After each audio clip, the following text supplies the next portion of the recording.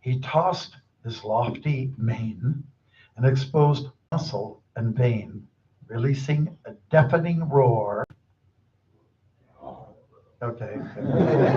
Carried to the core. You guessed, a lion invoking fear and a crying.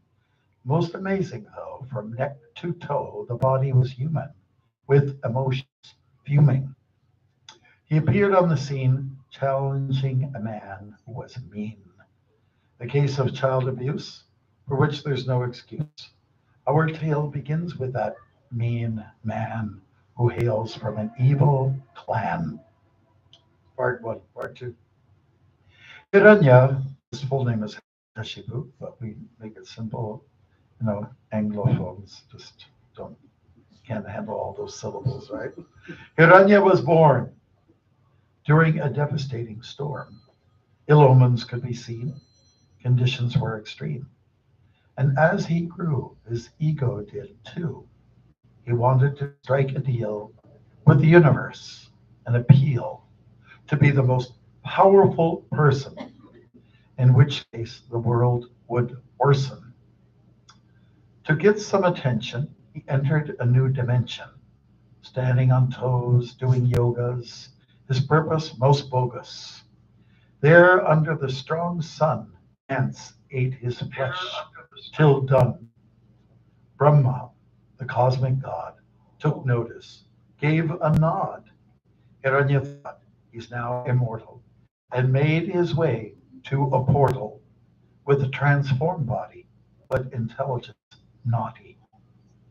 He he became empowered, began attacks like no coward. People cringed and curled, and are now shaken.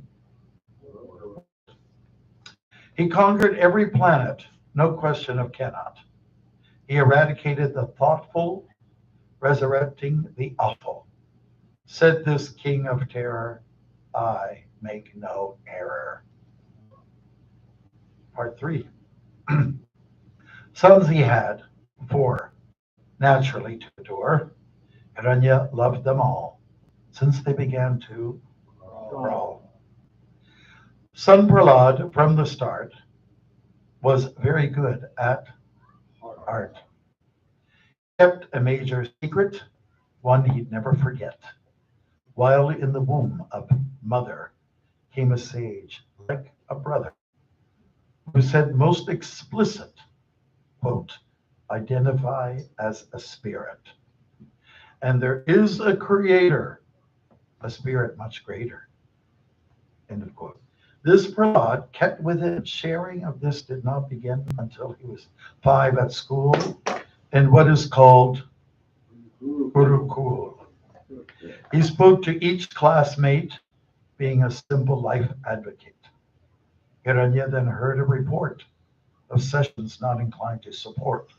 Quote, for those wisdom talks held, the boy should be expelled. Challenging the authority, this is the wrong priority. Due to Prahlad's spoiling, Hiranya's blood was boiling. Because of this disclosure, the affection was over. Yes. Better than the yes, please group.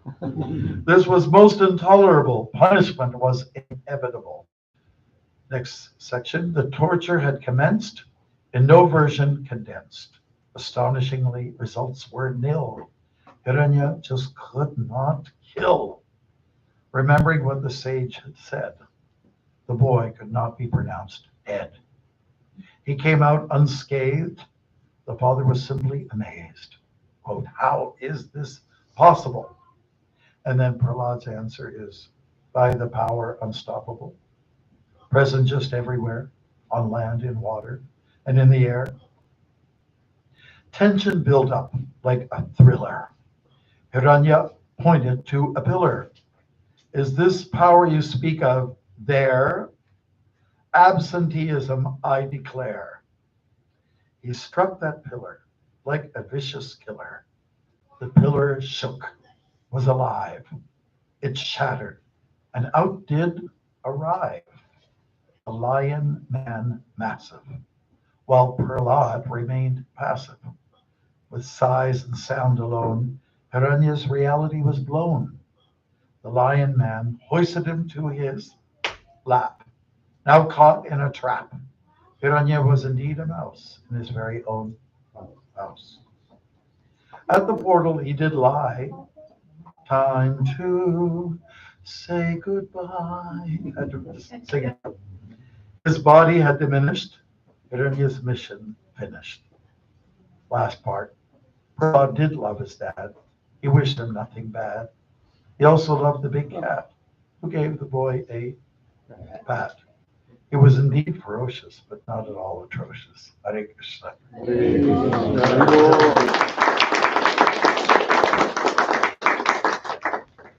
So there you have like a synopsis of what happened long ago in Satyayug, a time when things were relatively peaceful, but there were some bad elements. Sometimes we say it was 100% a good time.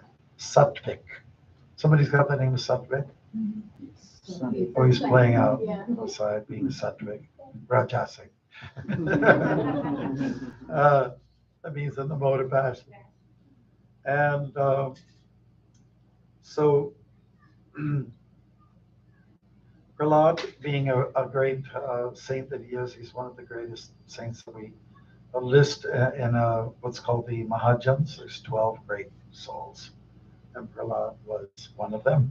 He's listed, even though he's 5 years old when he started his mission of speaking during tiffin hour or recess, during lunch hour and recess when there's a few minutes. He's talking to his friends bravely, boldly. Listen, life is not all about being frivolous. Life is a little bit, you got to get serious sometime, bros here. You've got to somehow or other, buckle down and think a little bit about the needs of the soul. So the boys took him quite seriously, but his father was, the king of the world at the time, and he took very offensive to Prahlad. I'll quote a verse for you from the Bhagavatam, and it addresses the 9 acts of devotion. So Prahlad put his son on his lap, as dads do sometimes with their sons. Said, "How was school today?" And Prahlad said, "Not very good." But he did have a chance to speak to his friends, okay, about spiritual life. Anyways, he said, what I did learn somewhere else, sometimes sometime in the background, Shravanam Kirtanam Vishnu, Smaranam Pada Sevanam, Archanam Vandanam Dasyam, Sakyam Atman Nivedanam. So we'll just go over the list. Hearing, something that's worth hearing. That's called Shravanam. Then Kirtanam, repeating what's worth repeating. Vishnu. And Vishnu is not Hiranyakashipu. And that's why Hiranyakashipu got all upset, because he wanted to hear his praises being honored. Let's say kleptomaniacs, or what do you want to call megalomaniacs, I guess is really what we're talking about. Dictatorial, tyrannical people, they just want to hear themselves praised. It means they're very ego bound. And what the devotees, we learn how to crush the ego by reading, by chanting Hare Krishna, by taking prasadam, and performing acts of devotion, acts of humility. So, going on with the story and with the verse, the Lord is talking about Vandanam, prayer. That's another one at practice. There's Sakyam, becoming a friend of the Lord. Atma Nivedanam, surrendering your very self. Taking a humble position, serving at the lotus feet. There are 9 processes that are recommended in a person's devotional life. If you do those 9 things, you're doing really good. Okay? But unfortunately, most people don't hear. It starts right from the beginning, and they're very active, but not in holy things, if I could put it that way. Okay, I'm going to flip over to talk about somebody else's very saintly and about his mother, since it's Mother's Day, and I will tie it in with the story of the lion. Now, first of all, we're talking about Chaitanya Mahaprabhu. All heard of him, right? Born, raised a little over 500 years ago on the eastern part of India. He was a real pacifist. Yet when it came time to, when he felt it was necessary, he would come across like a lion with his words. And there is a person that we hear about in our indigenous community in somewhere, I don't know exactly where in America, but Hiawatha. Have you ever heard that before? Hiawatha was a peacemaker. There's all kinds of stuff going on between the tribes or between the nations. And when he was born, he came to present something that in a different way. Let's be calm. Why don't we try peace? Why don't we try love? Maybe he's one of the original hippies. Try love. And so Chaitanya Mahaprabhu was the person we're talking about, and he was in India, born at a time when there's a lot of political tension, and we do see a lot of political tension going on our dear planet Earth at the moment, right? There's also a need for Mahaprabhu Chaitanya to come again and try to do his wonderful work. Okay, so there was an instance where when Chaitanya Mahaprabhu we're going to skip over his childhood, which is very charming, but we're going to go to his adulthood, and he had already made inroads by establishing kirtan. Sometimes we do sankirtan. What we did now is kirtan. When you go on the street in big numbers like Rathi, that's called sankirtan. Sang refers to everyone, a whole bunch of people together, and mass, coming together and doing kirtan. Kirtan means to glorify God, to express gratitude to God.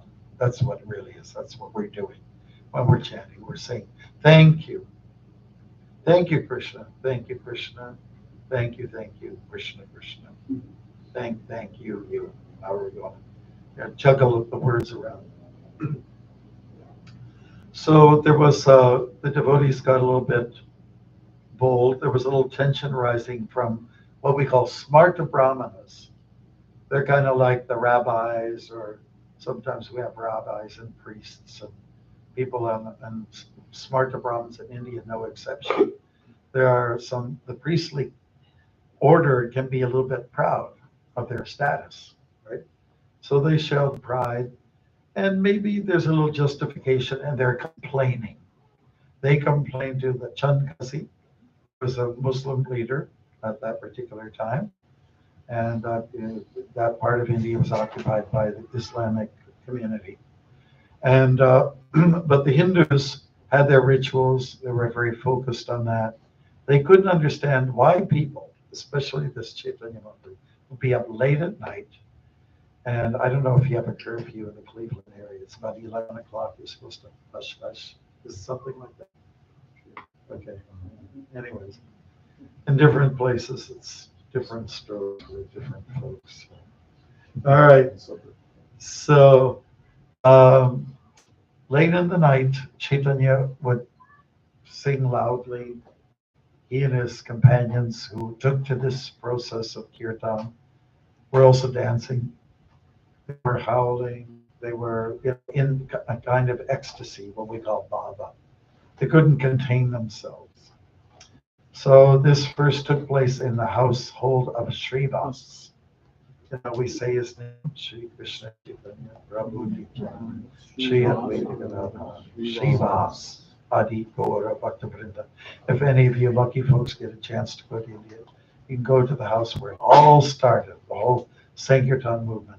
So the Hindu folks were upset. And Chand, can you do something about it?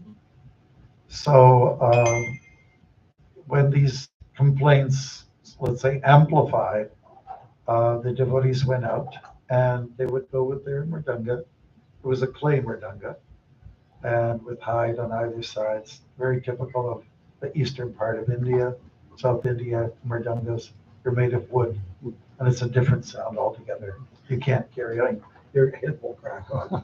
It's very heavy. But these light mridungas that are hollow, they're easy. You can even kind of dance with them. And that's very typical of Bengal. Devotees were chanting because that's the order that their Guru Chaitanya gave them. Haribol. Hare Krishna. Haribol. That's the order he gave them, which is go out and participate, take part in the Sankirtan Yajna. Yajna means sacrifice. Sankirtan means, as we expressed already, glorifying God in great numbers. So that was taking place. And with the complaints that came to Chankazi, he said, I'm going to take care of this matter. I'm going to take it in my own hands. So he did take the mridanga. He broke it, easy to break mridanga drums. Anybody who's brought one over from India, you know what I'm talking about. When it's made of clay. And so news traveled. Let's say after that happened, everyone was very intimidated. They're playing the judges, the cartels, the big robbers, and other things. In Bengal, that was common, and stringed instruments were used at that time. There were no harmoniums at that time. No offense, Brew, it's okay. We adjusted ourselves here. Harmoniums came from Europe, either Germany or France in the 1800s. Now, Indian folks have taken it up like tea. Drinking tea. Yeah. So anyways, there was a disruption to the kirtan by Chankazi. And now in the meantime, news got to Chaitanya. He said, how dare he do this? Chankazi, how dare he upset the Sankirtan movement? And we're going to do something about it. So Chaitanya Mahaprabhu was like, he started a civil disobedience movement at that moment. Kind of like what you hear about how Gandhi, did things. And the other day I came back from South Africa. I saw the old Gandhi film. Well, it's not old to me. It's 1984 or something. But to some of you, it's really ancient, right? To me, 1935 is like, that's an old movie for me. But it's documented things very well. Gandhi started the civil disobedience movement. He didn't take weapons when he was objecting to something. And both the black folks and the Indian folks were, what do you call them? Indentured laborers. Nice word for kind of slavery. They were treated not nicely by the British who were in charge at the time. So Gandhi thought, and he had a legal background as a lawyer, I said, I will do what I can to see that we can be respected. So he implemented these strategies for nonviolence, and 400 years before, Chaitanya Mahaprabhu used the same technique. And what was that? Bring the kirtan over, no weapons, just bring the instruments, sing and dance. And it was in the nighttime, they took torches and they went to the home of Chankazi, the one who disrupted the kirtan. And it was Chaitanya Mahaprabhu who decided, oh, you guys can stay back here. Actually, they messed up the garden a little bit of Chankazi. And then he went up to talk to him, Chankazi, and they had a nice discussion. Chankazi was quite learned in different religious traditions, especially in the Vedic tradition and also his own Islamic thing. Maybe he understood a little bit about Christianity because apparently the Christian community had already come into India at that time. Now, the discussion went really well, and they were sort of arguing back and forth about, well, Hindus do this and the Muslims do that, and but Chaitanya Mahaprabhu got him kind of excited when they talked a little bit about slaughter of animals, which is very sensitive, especially to people who follow the Vedic culture in India. He said, now the cow is like a mother.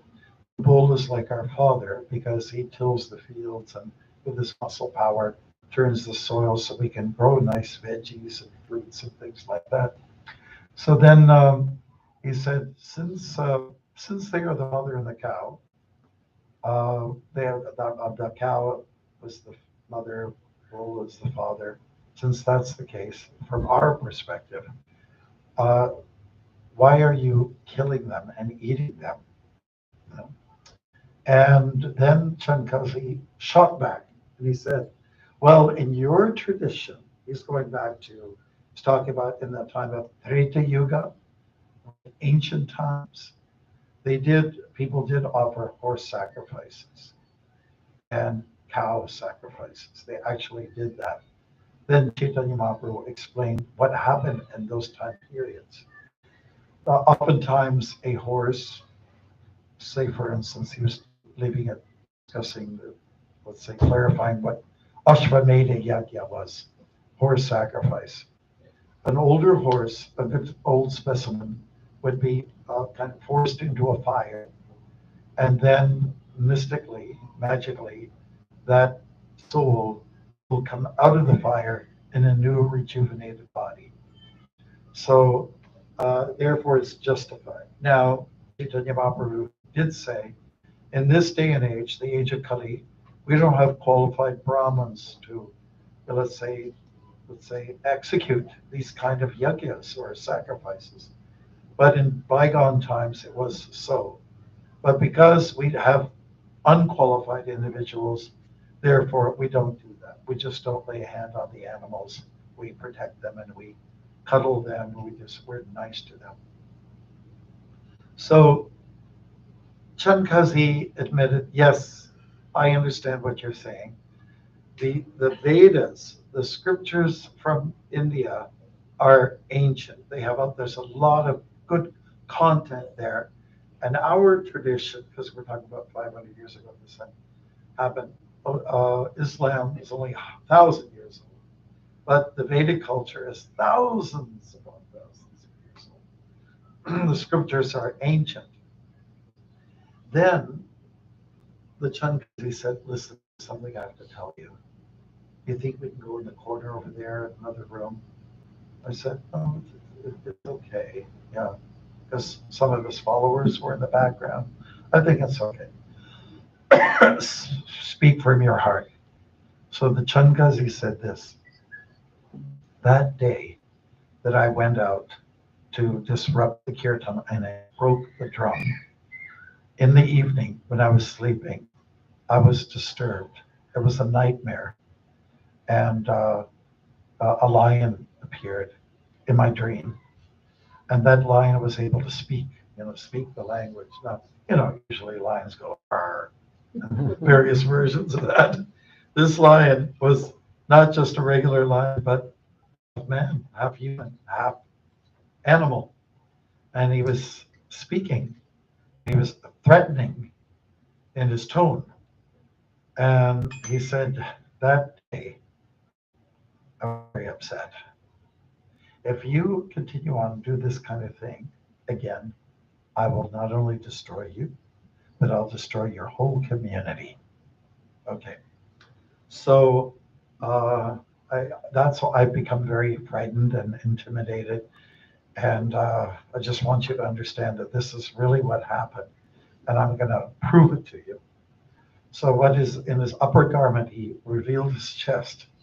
And you see, there's markings here, claw marks. That came from that lion. He was not only speaking to me, but he physically pounced on me. And he left this mark. It's an interesting tattoo mark, I guess. Yeah. And then, so he simmered down. He got very calm, Chankazi. And he said, because of the threat, because the threat of what he would do to me in the community, I've decided one thing: I will never disturb your kirtan again.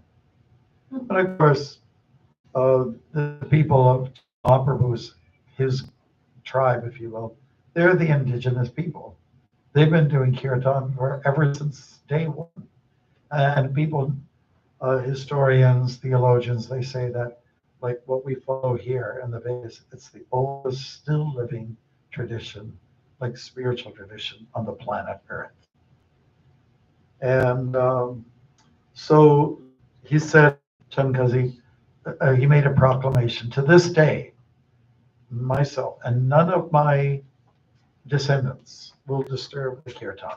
So up to this day, if you go to Nadia, you go to Mayapur, that part of West Bengal, you'll see that the kirtan goes unchecked, you know, and there's always wedding parties going down the rows, down the pathways, going from hopping from one temple to another with kirtan. So that was a glorious thing. Now the lion is non different from Narasimha, the same one that was interacting with Prahlad Maharaj. Now, Chaitanya Mahaprabhu, a little bit more about him. He was very attached to his dad, Jagannath Mishra. And when his dad passed away, he went to a place where ancestors are honored in Gaya. And after that, Chaitanya Mahaprabhu made a turn in his personality. He started to demonstrate symptoms of bhava, ecstasy. So things were different now. Now, Chaitanya Mahaprabhu, he was a sannyasi, he left home, but he would keep contact with his wife and with his mom. He was very attached to his mom. And there were not so many occasions where physically they came together. It was Mother Sachi is his mother's name. And she grew up, had quite a few children. Most of them died at birth in the Nadia district of West Bengal. Chaitanya Mahaprabhu was settled in Orissa, which is a little bit south, and on the Bay of Bengal. And that's where the famous Rath Yatra takes place every year. So Mahaprabhu did, in fact, see his mother at one particular time, and he said to her, "You are my mother. I'm here because of you. I exist because of you." So he offered dandavats, which normally isn't done. You know, sannyasis don't always offer dandavats, or but he just expressed that kindness. Now let's go to modern day, a little more recent times. I was doing Sankirtan in Stanton, New York. Is that correct? Or Stanton? Did I get the name right? Somewhere in the Northeast. So Sankirtan, us guys from Canada, we come down south where there are more people and where the weather was a little warmer to distribute books. And so one day I was in a parking lot with Prabhupada's books, and a lady came to, sort of heavy set lady. She came. She looked at me. She put her glasses down. That's what some people do to look better. They put their glasses down. I guess maybe short-sighted or nearsighted or farsighted. She said, "No, no," as she approached me. "No." I said, "What do you mean?" Um, and she said, "I'm the mother of one of your, you know, Brahmananda is his name, and Garga Muni, and they only come to see me when they need some money." And that's why she said no. And I have to agree with her. That's not the right way to treat a mom. So one time in Prabhupada's presence, when she had come to visit her son, Ramananda, who was a big boy, Prabhupada's bodyguard for some time. And they come from like a Russian Jewish background, which the early takers to Krishna consciousness were Russian, Jewish back devotees. They were the first takers. Like they came in the big numbers. Okay, so he said, "For your obeisances to your mother." Like Ramananda is like a Hanuman type of big, and he's like a big man. Over Dandavats. That means get down on the floor, prostrations before your mother. And Prabhupada, with that gesture, he was simply saying that's the way you have to do with your mother. I'll give all respect. Right? And so the Prabhupada was showing us what is the right protocol when it comes to mamas and papas. 1 month later we'll be honoring Father's Day. And those guys get underrated quite a bit, but well, so anyways, we these are some of the tales or pastimes to do with Narasimha. And the half man, half lion incarnation, Chaitanya Mahaprabhu, and also how he saw his mother. We have to understand his mother was very deeply attached to him. Here's what happened. She gave birth to a number of children, as I mentioned, and there were 7 to 9, somewhere there, and they were all baby girls. They all died at birth, all of them, every last one. And then finally a boy came, and they named him Vishwarup. And Vishwarup was a saintly kind of a devotee, a person. Um, when he was able to look after himself, he left home. He took sannyas. It's kind of a mystery. We don't hear too much about him. Uh, but it would be interesting to find out a little bit more of his background. So then the first boy that came is gone. All the girls had not been part of her life and her husband.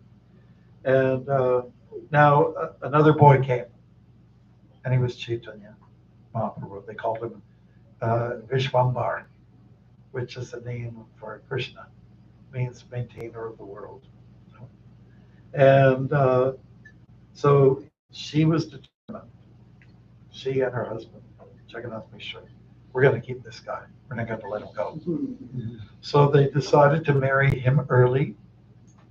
And Chaitanya Mahaprabhu he went to the river, the Ganga, and while going to the river, he saw there was a girl there that was coming regularly to fetch water. And they got attached to each other. He goes home, if you can imagine, says, Mom. And I said, yes, son. I went to the river today and I met somebody there. Was it, oh. So there would be something like that. Okay, so we understand that Chaitanya Mahaprabhu is non-different from Krishna. The person he married is non-different from Radha or the goddess of fortune. So they were very attached to each other. They did really well. And but she died from a snake bite. It was fatal, and she didn't live long. So she, you can imagine what it's like. And so now what? She got him married again. And that worked for a while. It worked for a while. And then because Chaitanya Mahaprabhu, he's not an ordinary person, he decided that I've really got to go to Jagannath. He's in this Baba phase, and he left home. He left home to do his missionary work, if I can use that term, missionary work, and to share Krishna consciousness with the world. So how that takes shape is that traditionally everyone's quiet. People go to the mandir, the temple, they do their meditations there, they do their chanting. But Chaitanya Mahaprabhu did something. He went out. He was loud. He made noise with his friends.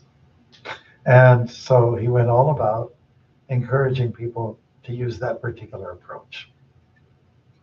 And so his mission was like that. And it, we're talking about 500 years ago. Now we're still at it. This method of kirtan has come to the West. It started off at Tompkins Square Park in New York. And Prabhupada was showing with a tom-tom drum how kirtan goes. And his newly initiated devotees were there to chant with him. And people in that neighborhood were very curious. What's going on now? We've got the hippies, and now we got these people, and what's next? So they joyfully, devotees took up this chanting process, and to this day, we're doing it.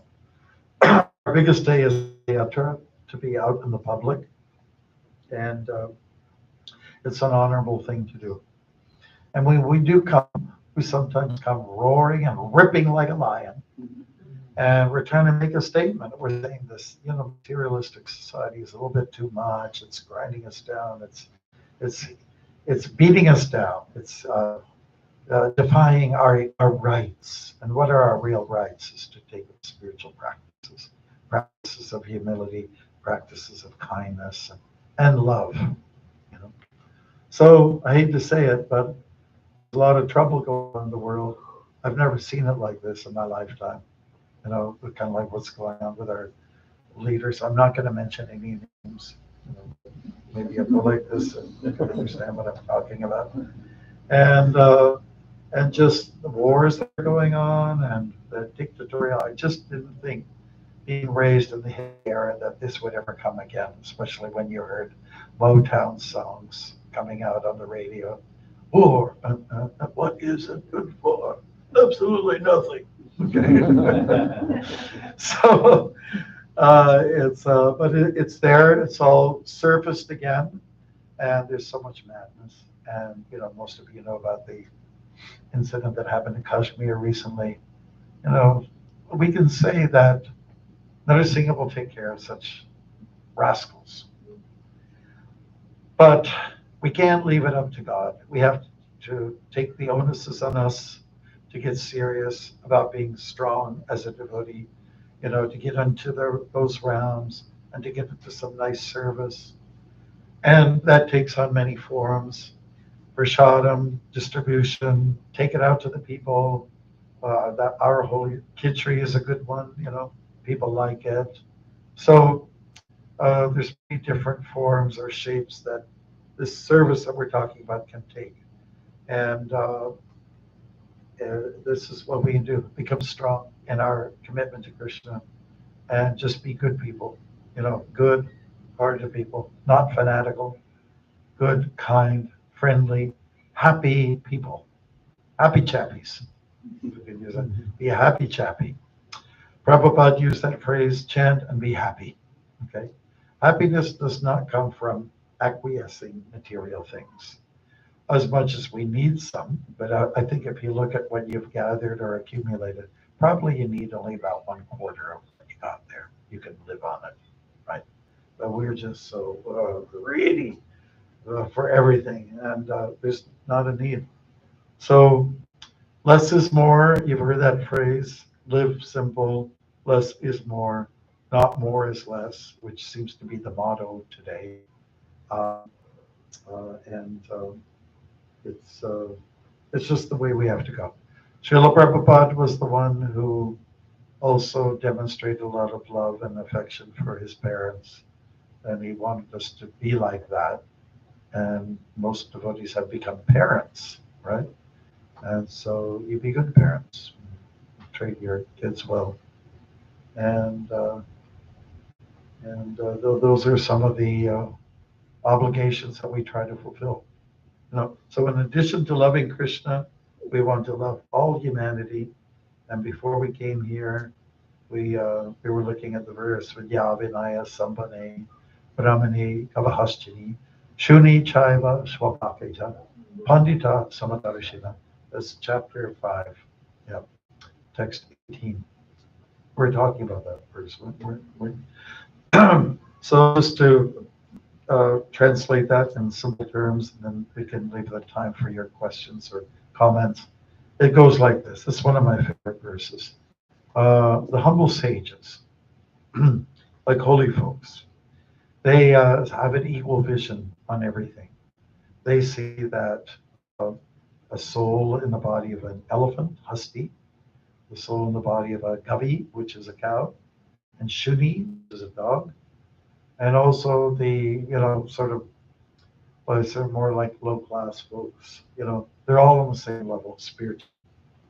An evolved soul person sees that everyone's spiritually equal. Physically, we're different, we have different statuses, but you put that to the side and you look at the truth, and the absolute truth is this, that we're all spiritually strong. So we can demonstrate it externally.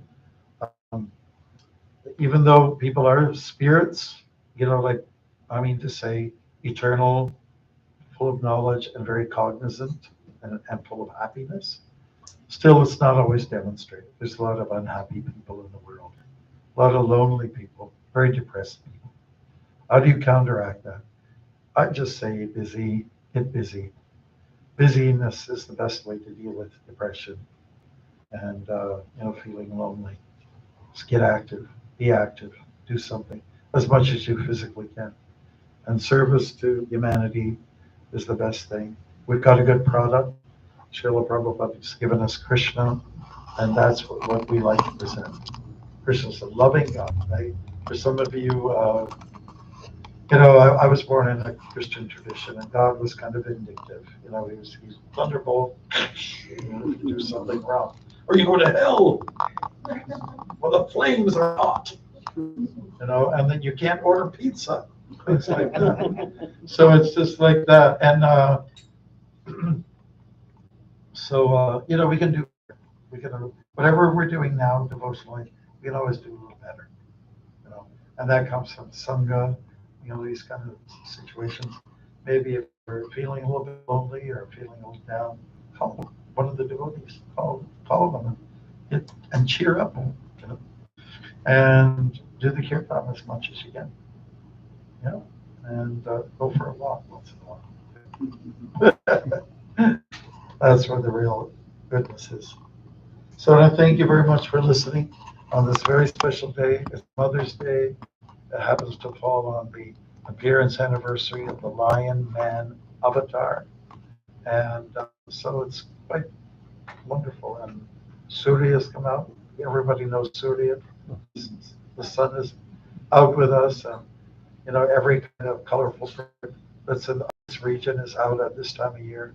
It's good. Watch out for the poison ivy. But everything's good. Everything's good. And let's just project goodness as best we can. Okay? Is it a deal? All right. Thank you very much. Does you can do it now. Is there anybody else I don't know how you want to deal with the time, but. Anyone have any questions for Maharaj? Please take the opportunity. Yeah. Yes. Please wait for the mic. You're one of my favorites. Shishapanasha. Oh gosh, you're gonna make me feel. Hare Krishna. My question is, you had mentioned that Lord Chaitanya's mother and father, he had a sister. Did you say her name? No, I don't think I recall her saying anything about sister. Right. And thank you so very much for being here. Okay. All right. Thank you, sister. Anybody else have any thoughts? If you like something or like something that was new and fresh to your ears, maybe you'd like to just express it. And if there's something you didn't like, then you can deal with that. Hare Krishna Maharaj, thank you so kindly for coming to our Love it here. lovely Cleveland and farm. I know you have countless wonderful stories of meeting individuals on your walking travels across Canada. Please share some of those wonderful instances where they perhaps ever heard of a monk walking. Okay, we did say something yesterday, and I'll tell you two stories. Toledo, Ohio. Okay.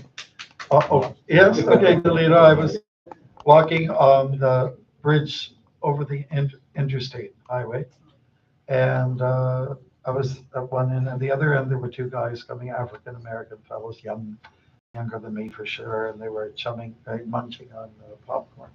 And we got close, and the one fellow in particular was munching the most. He kept his eye on me. When we got to the middle of the bridge, he said, "Are you a monk?" And I said, "Well, I am."